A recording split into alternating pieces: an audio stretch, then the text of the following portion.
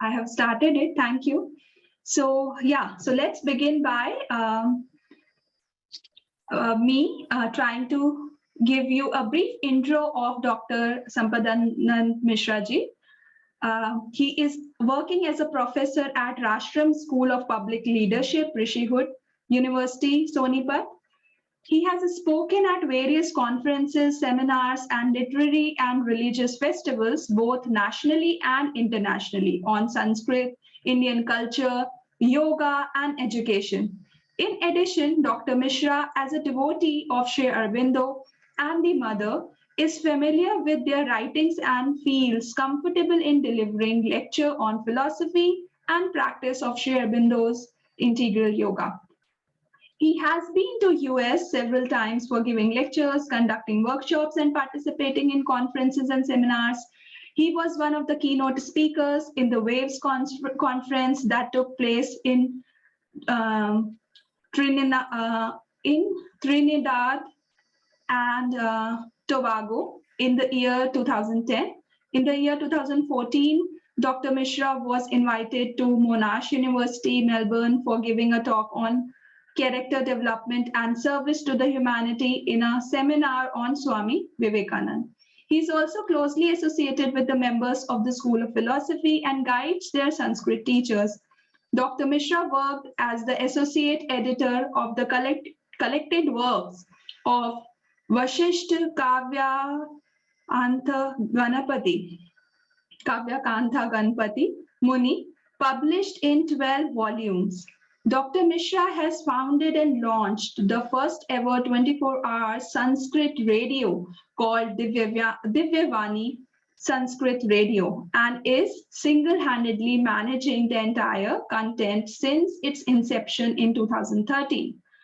In the year 2014, Dr. Mishra founded Samskrita Bal Sahitya Parishad with the aim of creating, evaluating, and propagating children's literature in Sanskrit. Recently, Dr. Mishra has launched a monthly e-magazine for children in Sanskrit called Sapta Varna. The Government of India has conferred the President's Award, Maharishi Bhadrayan Vyas Samman, in 2011 on Dr. Mishra for his outstanding contribution to Sanskrit. And in the year 2014, the Ministry of Culture, Government of India, conferred the Senior Fellowship Award to Dr. Mishra for carrying out his research on the Vedic art of multiple concentration. In the year 2017, Junior Chamber International India, JCI Pondicherry Metro, conferred the Literary Excellence Award on Dr. Mishra for his contribution to Sanskrit language and literature. Dr. Mishra was conferred with the Kendra Sahitya Academy Bal Puraskar for 2018 for his book Shane Shane, a book of rhyming songs in Sanskrit for children. Dr. Mishra was conferred the Pandit Deen Dayal Upadhyay Recognition of Re-Engineering India 2020 by Rethinking India organization. So thank you so much. We are delighted and honored to have you with us, Dr. Sampadanand Mishra ji. And I would like to invite you to enlighten us by talking on the topic, the meaning of the Sanskrit words Abhyasa and Anushasan in the light of integral yoga. Thank you. Namaskar to all of you. And thank you, Pragya, for the invitation and the introduction. So let's begin with a few seconds of silence.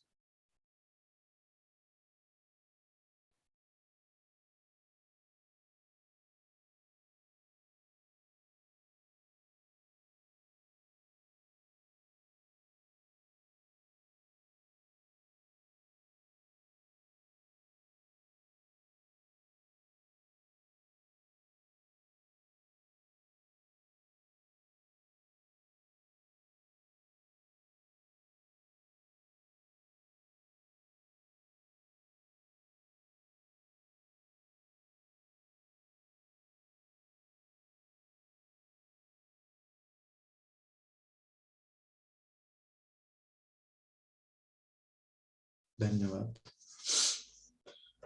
So the topic is a very practical topic, that Abhyas and Anushasan, without which nothing can proceed. There is a simple Sanskrit saying. It says, Anabhyase Visham Vidya. Vidya has various meanings in Sanskrit. But Vidya we take here for learning. Any learning, whether it is yoga, whether it is dealing with the sacred texts, whether doing anything, in any form of learning, anabhyase visham. So if it anabhyasa is there, if abhyasa, opposite of it is anabhyasa, it is visham. It doesn't give any pleasure, any bliss, any joy. Rather, it is poisonous, leading towards unhappiness. We do not gain anything. Ultimately, what is to be gained through vidya, through any kind of learning, is vidyaya amrutam ashnute, attainment of ananda. If my learning cannot lead me towards living a joyful life, then it's no learning at all. So that's why the rishis, the seers and sages of the past, they kept on saying vidyaya amrutam ashnute, that one attains to the ultimate aim of any vidya, any learning, is the attainment of ananda in life, in every aspect of life. So if my vidya is not leading me, not giving me ananda, not making me joyful in life, then there is something wrong in my vidya. And that something wrong is known as anabhyasa. And we will in detail talk about what is abhyasa. And abhyasa is a very prominent term when it comes to yoga.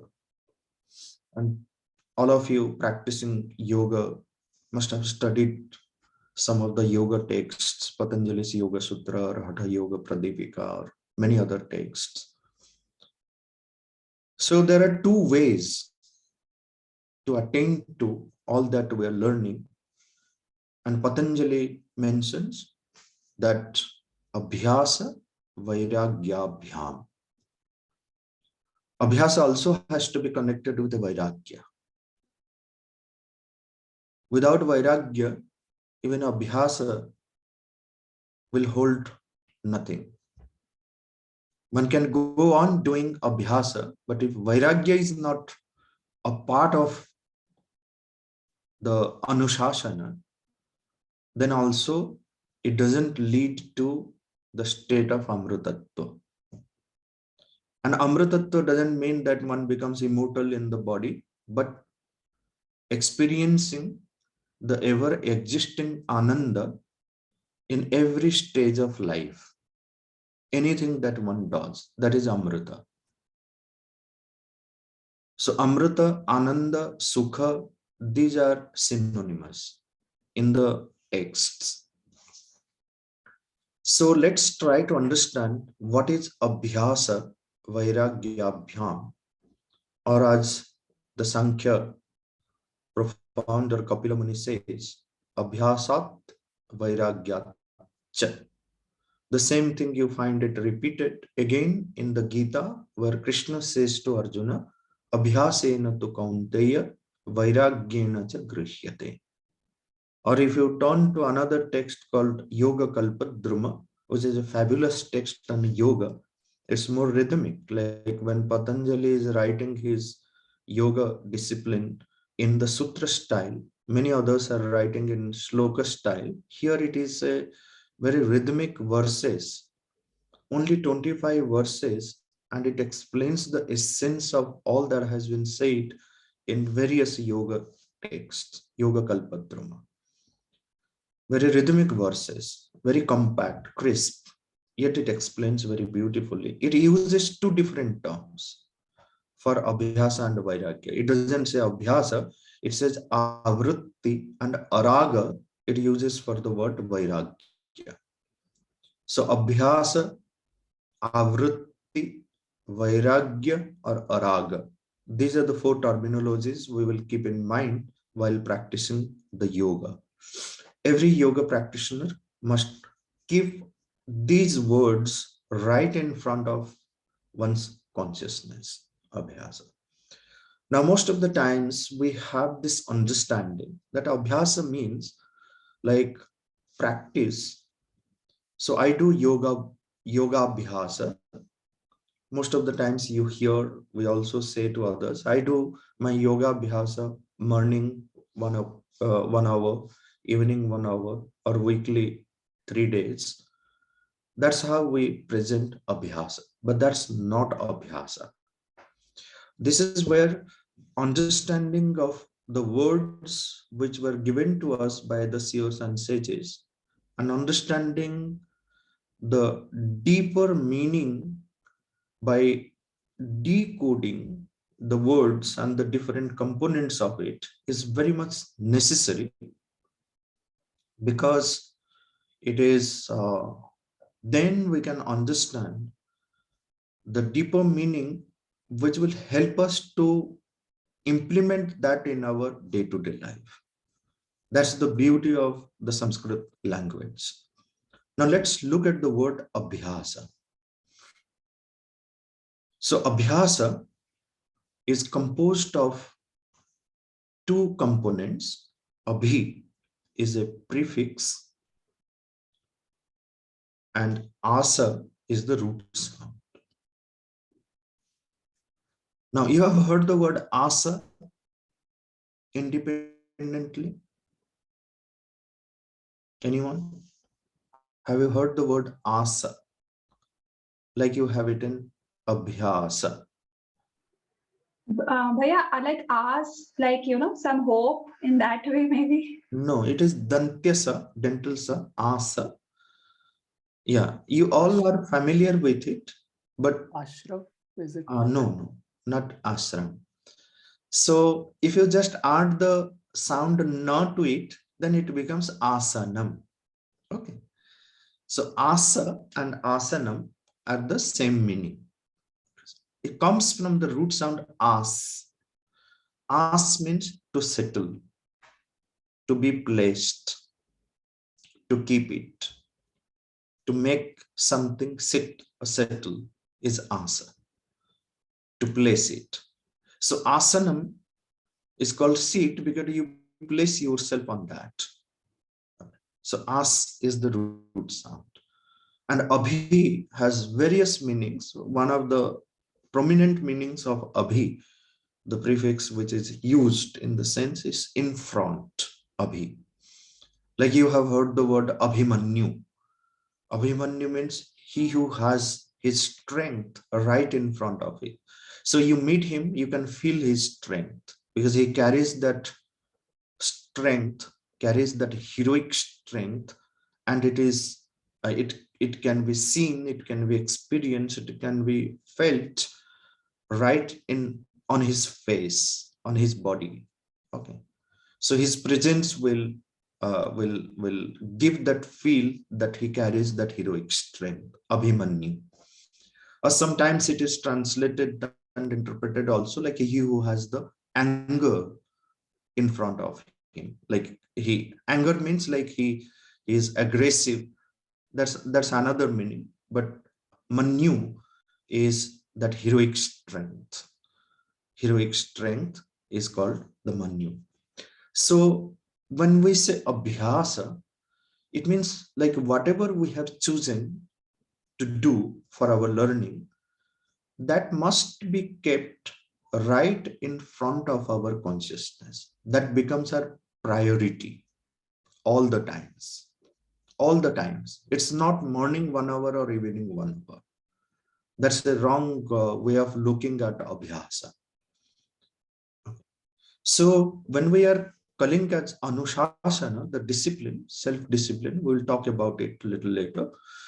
So here Abhyasa means like one has to carry that all the times in in one's own consciousness. Abhyasa.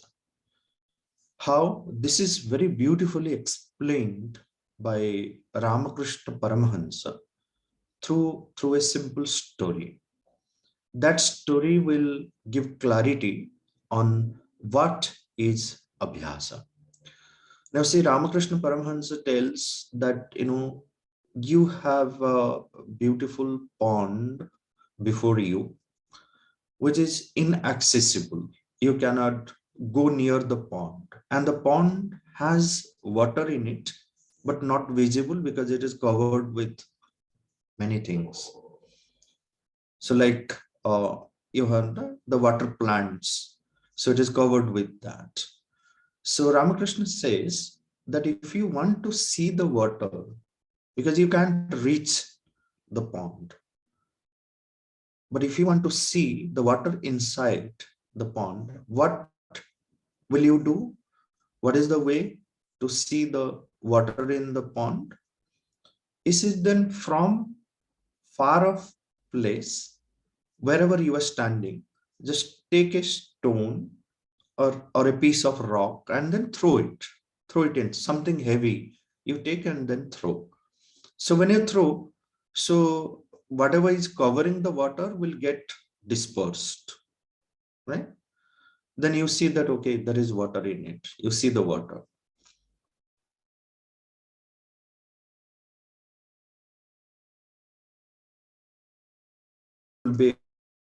Again, you will see that all the things which covered, which dispersed, is again coming back and covering it.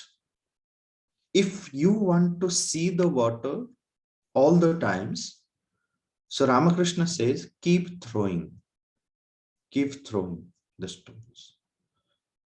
That defines what Abhyasa is.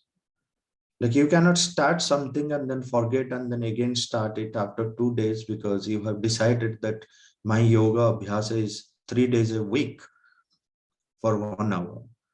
So that's not Abhyasa.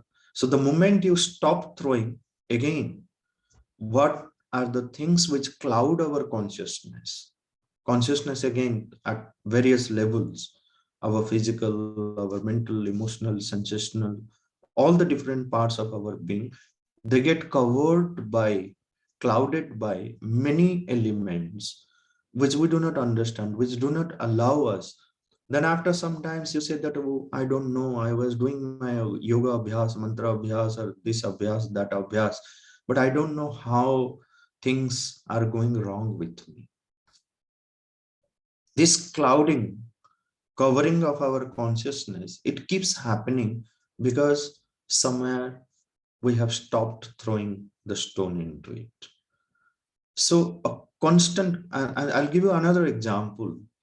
Someone in Sri Aurobindo Ashram, the mother, someone asked, is it true that when someone makes a wish looking at the shooting star and the wish becomes fulfilled?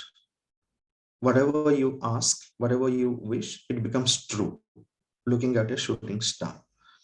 So the mother said, yeah, it's true, but how many of you or how many are there who can wish, formulate a wish within that span of time?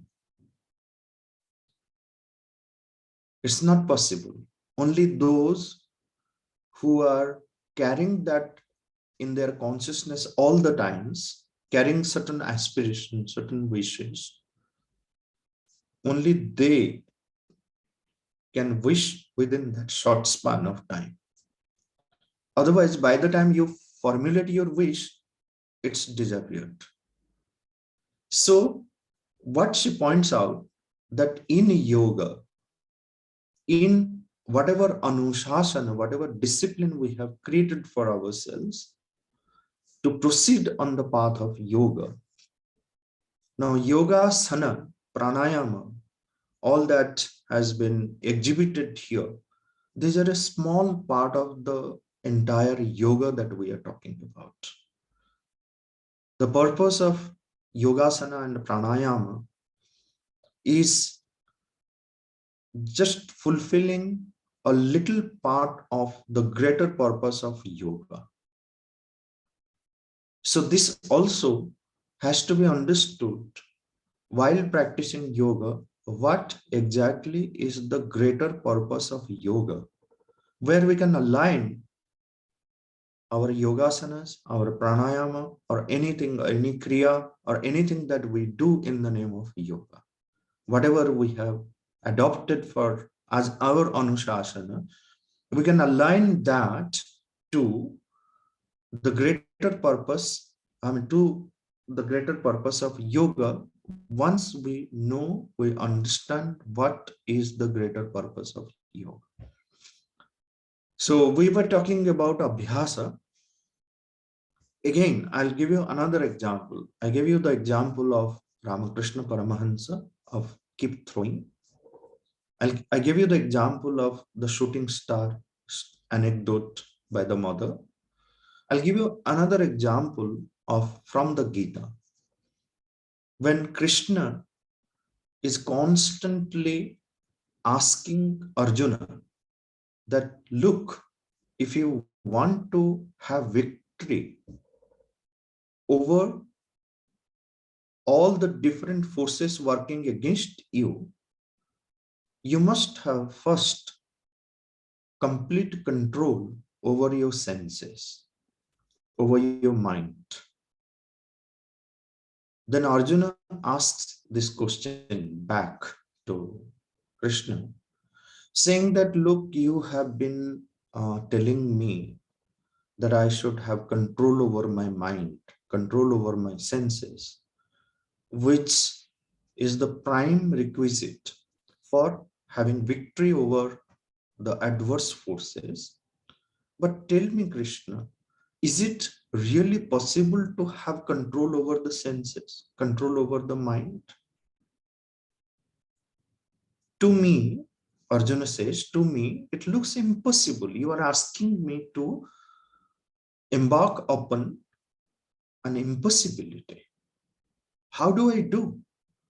Mind is like a super cyclone. Now here, in a fraction of a moment, it makes a world tour and then it comes back. It is so vickchipta. Vickchipta is so dispersed that how do I have control over my mind, my senses?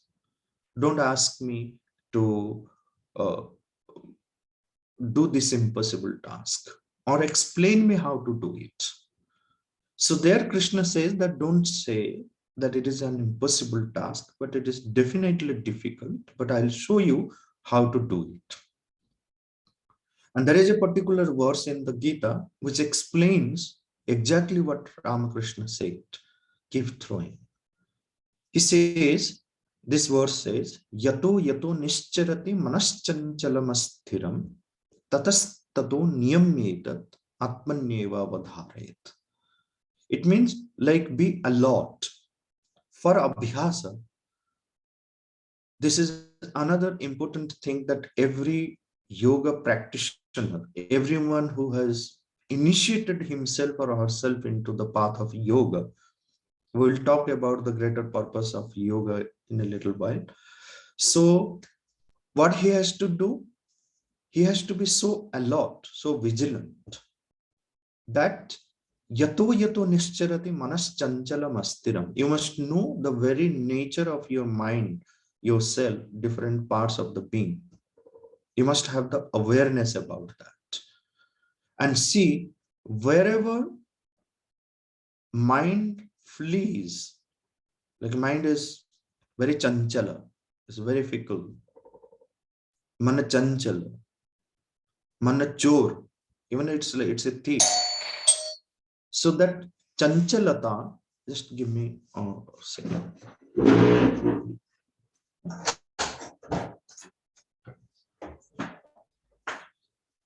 So that chanchalata of manas is such that it flees this moment here, next moment somewhere else. So what is to be done? He said, yato yato nischarati manas chanchalam astira. Be so alert, so vigilant that wherever your mind goes, bring it back. Tatastato niyamyetat. Bring it back and then fix it within yourself, at the center of yourself, Atmani. So this is Abhyasa again. Like one has to be so vigilant that the moment mind goes, and like at what speed mind goes. It is said that the speed of the mind is greater than the speed of light. And when we are doing the yoga abhyasa, we have to work so hard that we need to bring the mind and fix it within ourselves. Yato yato nischarati manas chanchalam asthiram tatastato niyamyeta tatmanyeva avadharay. So immediately, that very moment, it has to be brought back. So always one has to see what is the greater purpose of yoga. Therefore, why it says that Atmani eva avadharayat. Fix it in the center of yourself, because that center, that inmost part of every one of us is our true home. Our true home. Whatever we build for our living, that is a dwelling place. That is a living place, not our true home.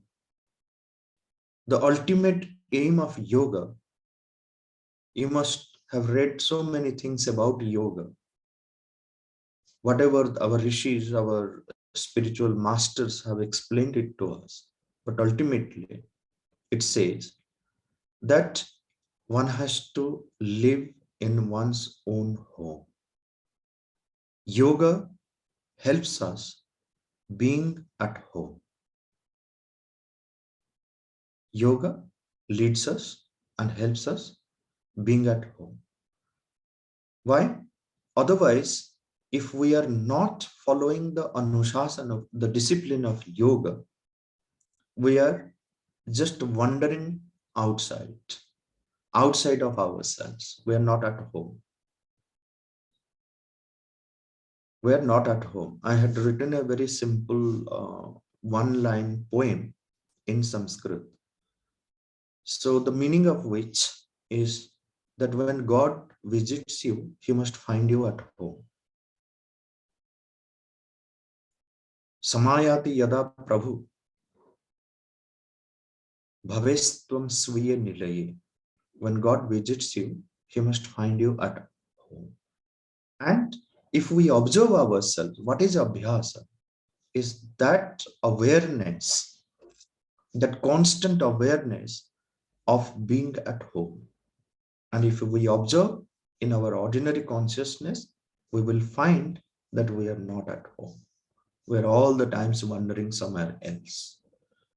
So it is whenever, whatever form of yoga we may be doing, it must lead us. This is the aspiration. This is the awareness that we should carry all the times, that it leads us and then keeps us at home.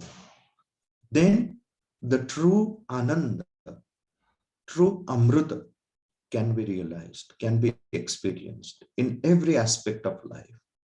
The ananda is ever existing. This is again another important realization of the rishis, of the yogis, of the masters who have tapped into that realm. So they have expressed this, that ananda is ever existing. It's all the times there. But we do not experience it because we are not at home.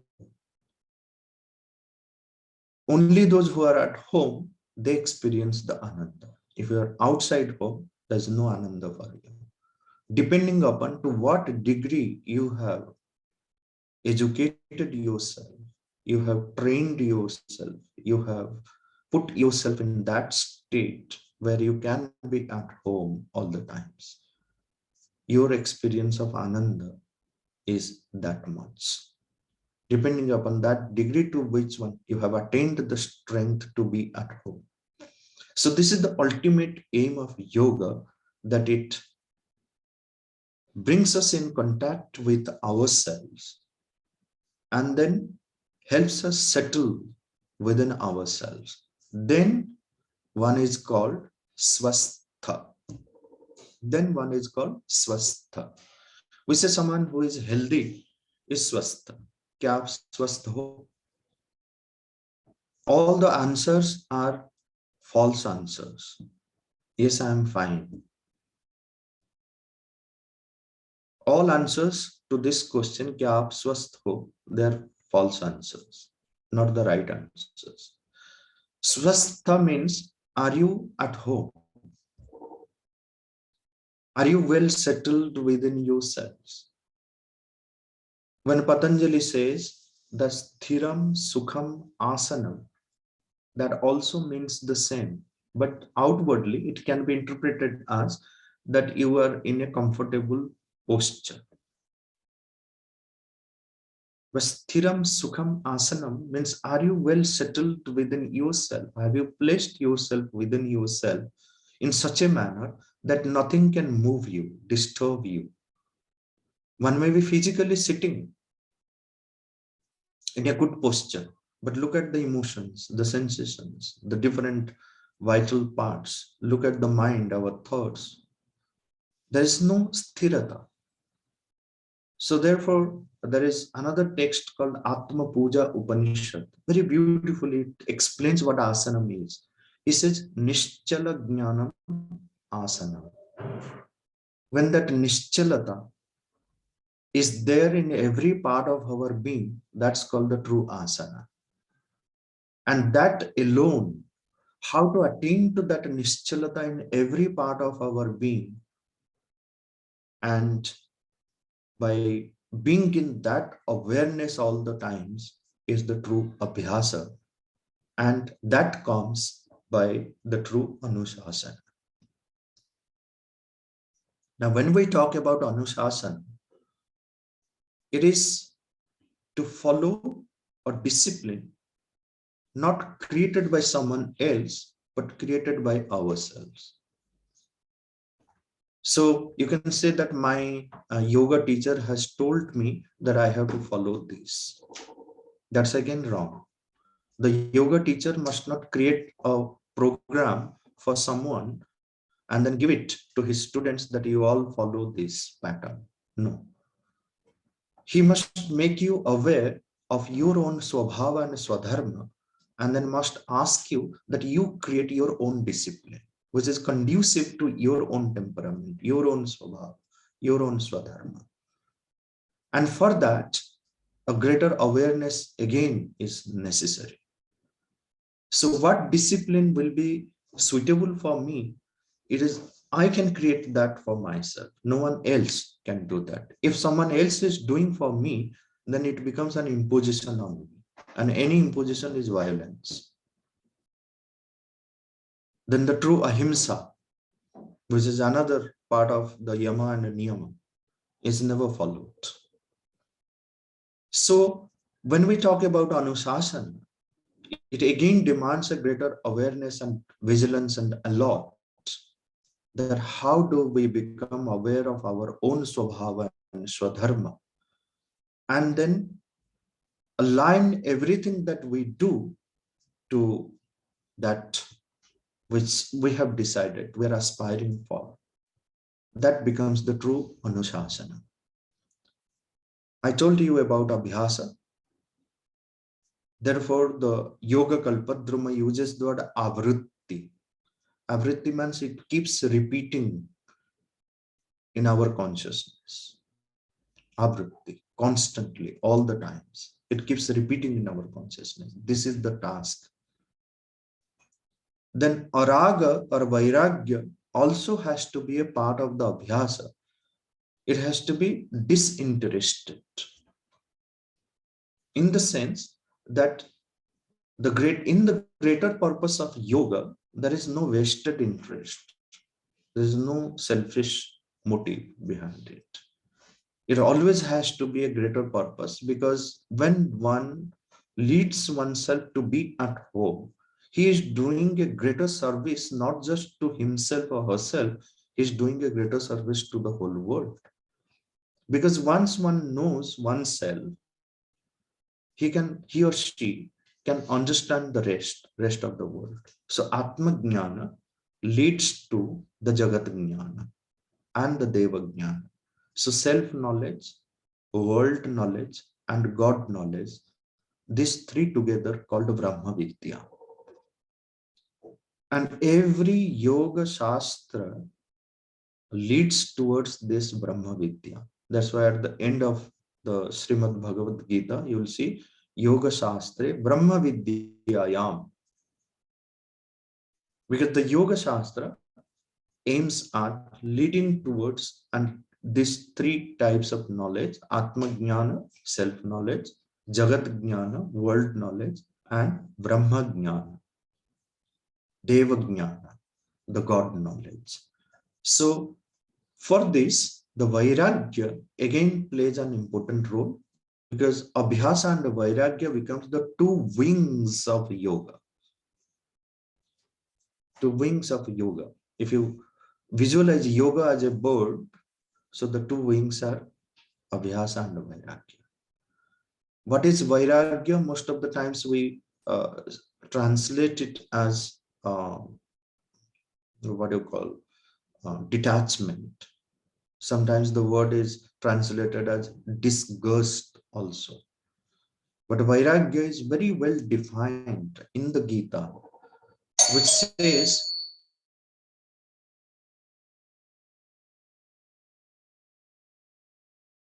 that Padma Patra Mivambhasa. Padma Patra Mivambhasa. So what is Padma Patra Mivambhasa? Padma Patram, a lotus leaf, which is burned in the water and which is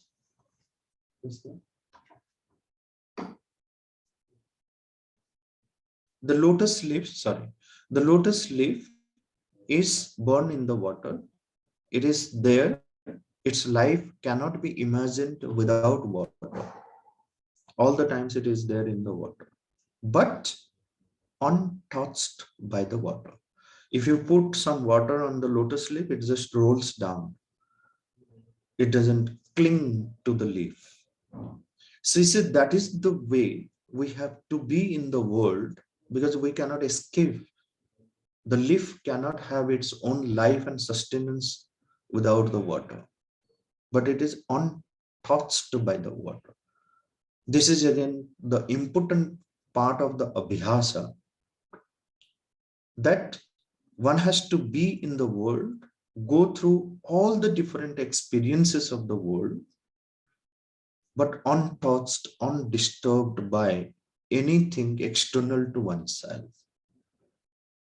Because all our disturbances, inner disturbances, they're dependent on the external circumstances.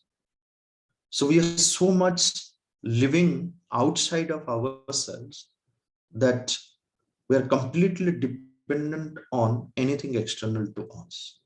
So that is why when we Vairagya is to drop that external dependence and rely only on oneself, one's own inner light, one's own inner strength, one's own inner knowledge. So that dropping down of the external dependence on anything. So that is why we have so many occasions to be happy, but the very next moment we become unhappy. Because our happiness and unhappiness always has if attached to it. If this happens, I'm happy. If it doesn't happen, so I'm very unhappy. So dropping of that if is the true Vairagya. It happens or it doesn't happen, I am happy because my nature is happy. My inmost being is all blissful. Sarvanandamaya. He is the Shama Sundar, all beautiful, all blissful. So how can something external to myself disturb myself, bring unhappiness to me? So that is why the ultimate aim of yoga, of life, of education, of everything that we do must be to lead ourselves to be at home. Vardhamanam Sve Dame. This is the real mantra, real realization of the rishis who say Vardhamanam Sve Dame. So we must concentrate on ourselves in or visualize ourselves growing in our own home, growing from within. When that becomes our anushasana, that becomes our discipline, with the two greatest weapons of Abhyasa and Vairagya, there is no doubt that the Siddhi, Yoga Siddhi, will not happen. So these are the thoughts which I wanted to share with you today. So if there are any questions, I will address to it before we conclude.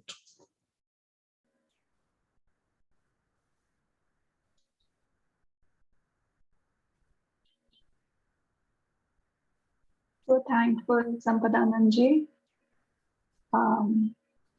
There could not have been, any better start to this aspiration, this session, Abhyasa, one month long program, other than learning about Abhyas, importance of it, the true meaning of it, the true meaning of Anushasan, the true meaning of Vairagya. Thank you so much. There are no words to, describe my gratefulness and gratitude.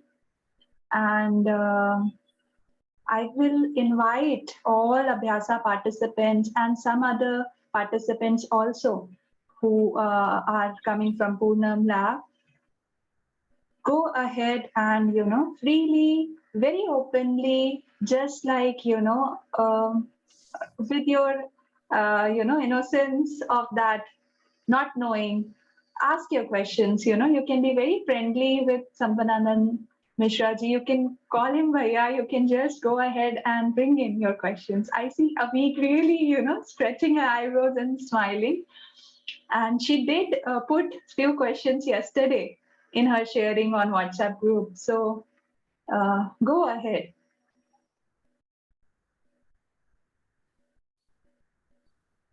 So yeah, I feel this is the right talk. Like this is what I was thinking about. So I had similar questions, though I know, yeah, people say like routine is good. You should wake up, sleep at fixed time. You should exercise regularly. But I was not able to convince myself like life is going on fine the way it is currently. Why is there a need to change? But what today's talk brought out was it's more of you have to live with that thought and you form your own discipline. So that was a very good learning for me. But still not able to articulate because in this Abhyasa, we are going through these sessions for this month. What goal should I set for myself? Because we did that vision setting before this. Because I'm not very comfortable with saying that, okay, now I will wake up at fixed time and sleep at fixed time every day, because I don't like that idea very much. I like to have breaks over weekends. So like what goal should I set? And that's why I set my goal as have regular exercise. I did not even impose that every day 1 hour yoga or something, because I know I can't do it. I could have tried, I wasn't able to do it. Any suggestion on what kind of goal I can set to improve this Abhyasa so that I aspire towards it? Okay. So then again, the ultimate goal is to be at home. That's what I keep repeating. To know ourselves, to be within ourselves. But for that, we need to create a kind of self-discipline which will help us to be in contact with that. So I can share my own, thing which may help you. It's not that I set a goal that, okay, I'll get up at 6 o'clock. The 6 o'clock is fine. If you can manage, it's fine. But if you get up at 7 o'clock also, you should not regret. That regret again is, like makes us weak. But I am aware of myself. Like why I am today getting up at 7 o'clock, I am aware of it. The most important thing is like how conscious we are about ourselves. When I am sleeping, I must sleep. I must have a conscious sleep, not a sound sleep. It's called perhaps the sound sleep because there is too much of noise during the sleep also, inner noise. We're not free from that. So in conscious sleep, there is no noise because that's why Sri Aurobindo calls it as the night school of sadhana. Your sadhana can continue while you are asleep. That is the awareness one has to have. So one may be sleeping for 2 hours. It is not necessary that one has to sleep, as the doctors say that you must have a good sleep of 6 to 7 hours or 8 hours, or at least 6 hours. So when you come to the yoga part, it's all cancelled. So you can have a conscious sleep of 2 hours to remain fully dynamic in the rest of the 22 hours in a day. So what is the level of my awareness? That is one has to see while eating, while sitting, while talking, while working. And then these timings are just a mental discipline that we are creating for ourselves and creating a problem for ourselves and regretting also that, like I couldn't manage. So feel free. There should not be regret. One has to be vigilant about the things. So to have a greater vigilance and increasing our level of awareness, that must be the goal. That's what I feel. And for me, I practice the silence. I don't have fixed meditation, fixed yoga practice or anything. So I can sit in the nature, look at the sky, feel the sound of the nature, listen to the sounds of the birds, the wind, look at the stars, the sun, the moon, look at the plants, flowers. So then I have more silence in me. That's great. Yeah, these are, I think, very good suggestions. So I feel encouraged, like this is some direction I can go in instead of setting very fixed rules which are hard to accomplish. Yeah. Fixed rules are not going to help. Maybe initially it's fine. One has to impose certain things on oneself just to be on the path. Then once you catch the speed, no need of any fixed thing. Thank you. Thank you so much, Amit, for that sincere question. And Sambhadan and Mishraji, thank you so much for such a beautiful. You don't need to call me Sampadan and Mishraji. Okay. Any other question anybody has? You can ask freely. Shantu, Shuchita, Vasudha is here with us. Is there anything that you want to ask, Palak, Archanaji? Or you want to share? Taking away? If there is no question, then we can sign off with one insight, each one of us. What are you taking away from the session? I had a question. Like, when you said we have to be conscious throughout, like it's not just asana thing and pranayam thing, it's about consciousness throughout the day. That does require a lot of effort. I mean, if in each work I want to be aware and I want to do the work properly, it's a lot of effort. So that's one of my one thing that I got from it. I don't know. I'm just trying to verify. You mean 24 hours, right? So just to clarify. Yeah. I mean, all the times that constant vigilance and awareness has to be there with us all the times. It needs a great effort. That's why prayatna, along with abhyasa, vairagya, so one has to have the prayatna. Prayatna is the individual effort. Without that effort, nothing can happen. So, Okay, thank you.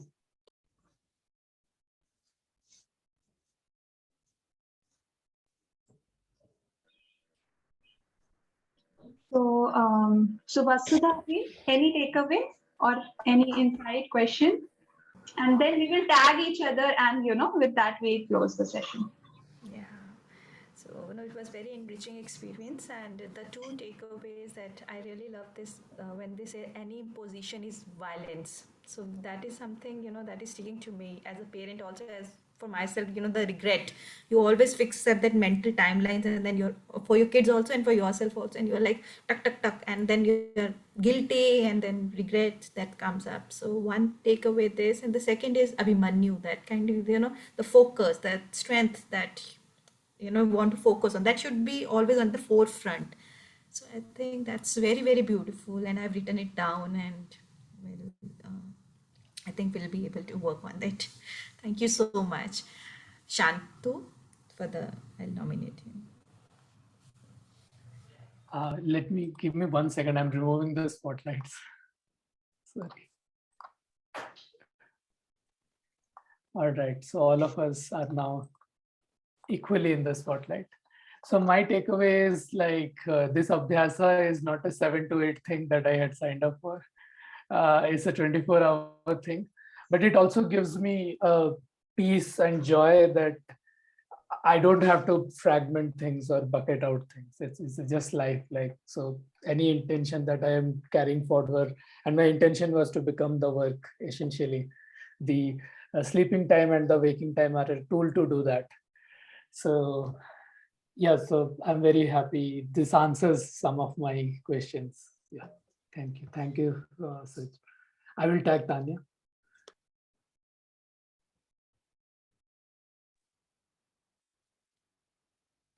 Good morning. It was a wonderful session, and the story who is actually connected, I have connected with, is that stone thing. So it is like constantly I need to remember, I need to throw those stones in that specific pond and see that water is flowing. Yes. So thank you so much, Bhaiya, for this. And thank you, Pragya, for this amazing experience. Thank you so much. Okay. I'll tag Shubhangi. I think she dropped off. Oh, she's dropped out. Then Suchita.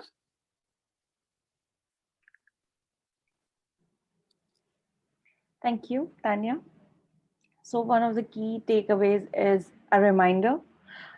This is something, the story which Bhaiya told us about controlling our senses. This is something which I started doing since last year, very consciously, that I wanted to be independent in that sense, to have a control over my body and my senses. And this Abhyasa is a part of that learning process. So it's a gentle reminder that that we have to keep the focus in forefront, and these reminders are going to be helpful.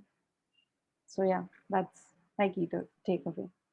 Thank you. And I will tag, who else is there? Amik is left. Amik has Amik not shared in the beginning? Yeah, with my question, then I Yeah. summarized. Yeah, so that was a good takeaway. Yeah. So be at home, have that awareness, build that awareness, centered. Yeah.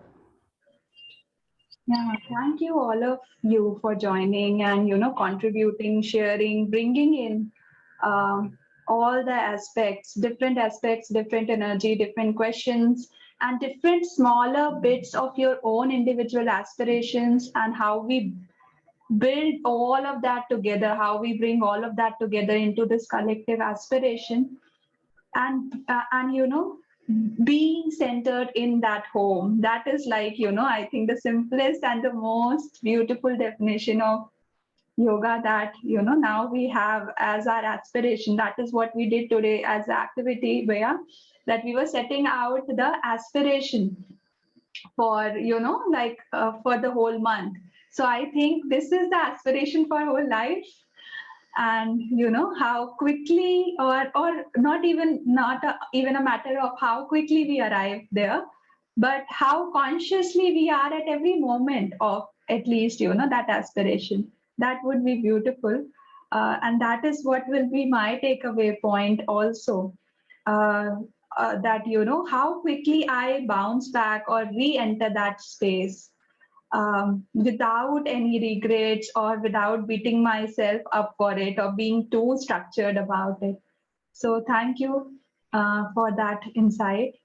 And with that, I would like to end today's session with 1 minute of silence. Let us